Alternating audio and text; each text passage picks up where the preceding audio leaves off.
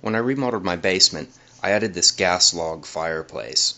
I wanted to take kind of a non-traditional approach to its design. So in this video I'm going to show you a couple of the things that I did to make it look like this. This is what's known as a direct vent fireplace. A little later I'm going to talk a little bit about the difference between that and a vent-free fireplace. The mantelpiece and the top piece are both made out of 7/8" poplar. I finished it with a white stain and then sealed it with polyacrylic, which is a water-based sealant. I gave the same treatment to those posts as well. These were hand-turned on the lathe and then cut in half using a jig.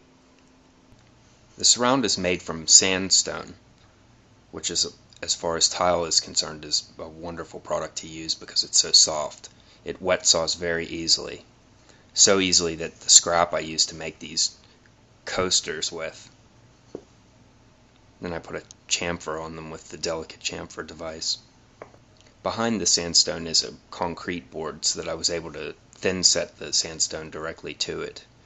Then instead of treating the surface with any sort of sealant, I just used shellac. It was cheap and it gave it a wonderful appearance.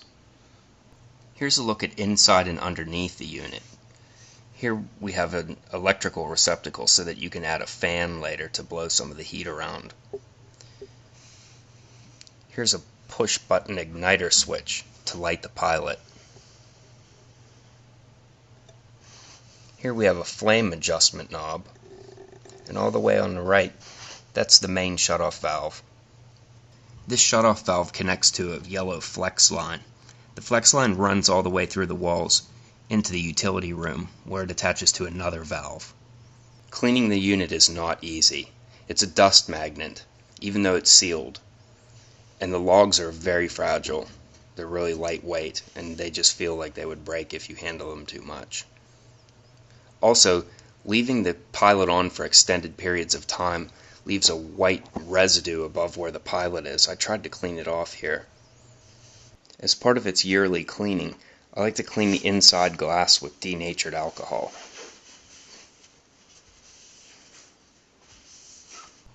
Because this fireplace is in a basement, I didn't think it was very practical to put a vent-free model in here.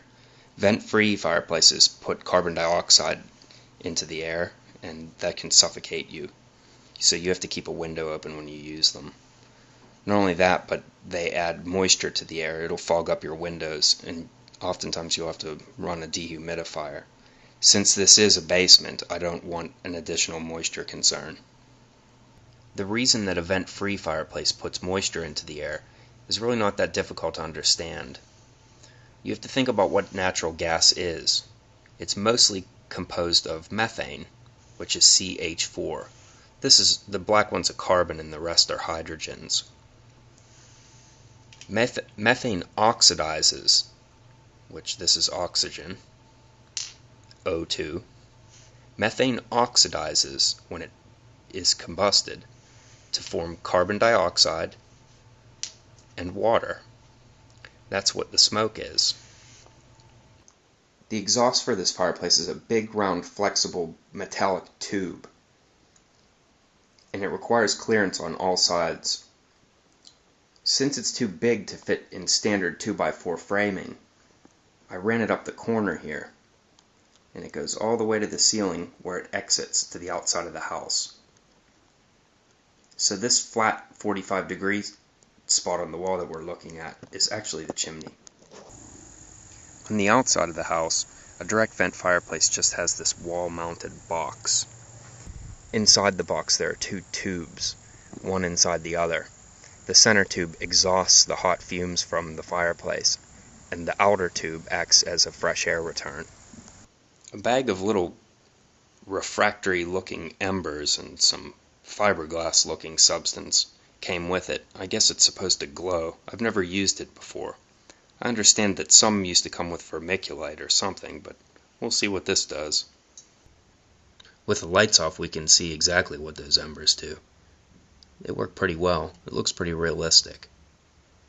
Once the pilot is lit, using the unit is easy. It's just a matter of throwing the wall-mounted switch over on the left side.